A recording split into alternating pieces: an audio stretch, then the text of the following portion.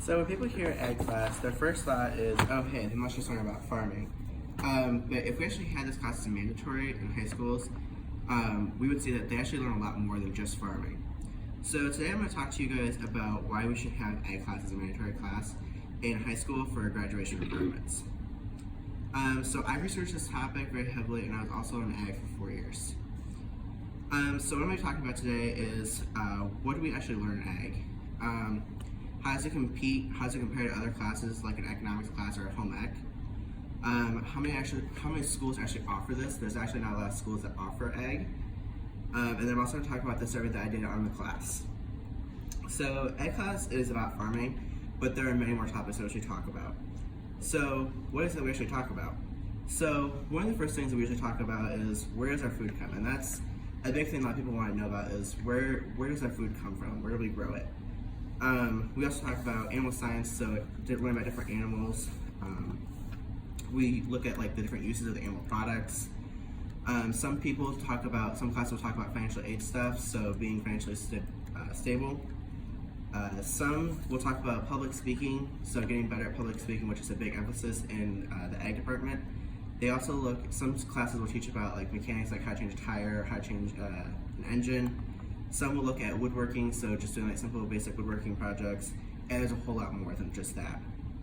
So there was a story about this lady who, she did not like doing public speaking, but when she joined ag, her mom and her professor actually told her like that she should do it, and she was really shy, so she really wasn't sure about it, but she ended up going through with it, and she ended up placing in her district. She ended up placing top in her district, and then she went to state, and then she ended up going to national where she placed third, which she was actually really surprised that she did.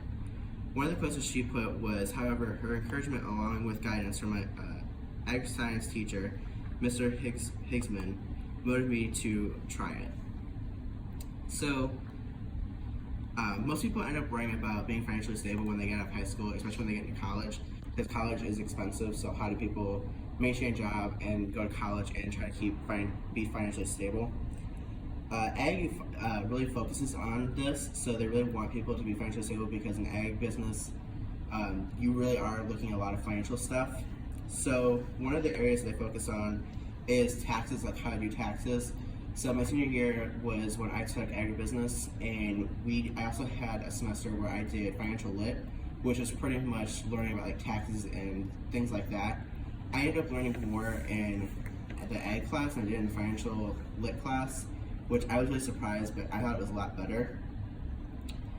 Also my senior year, we had to do a business project, so our teacher made us choose a business of some kind, and we had to go through and do a bunch of papers to maintain our own business and make sure that we had everything right.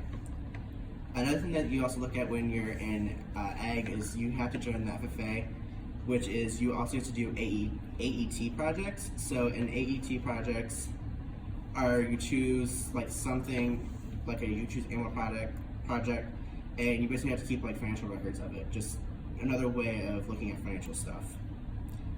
So some kinds of ag classes are offered at most high schools and colleges, but there's a lot of them that still don't. So in 2017, there was a reported of 8,471 ag programs. I got this from NAAE. But then in 2014-2015 school year, there was reported 98,176 schools.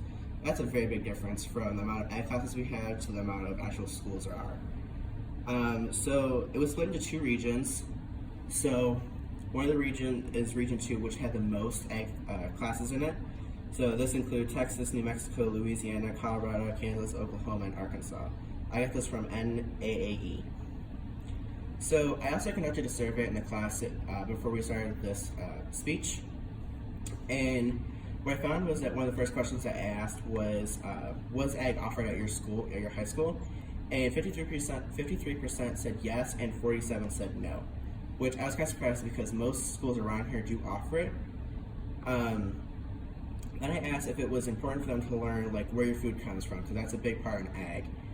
Most of them ended up saying yes, they would prefer that they learn where their food came from because it would be very important to know what like they're putting in your body.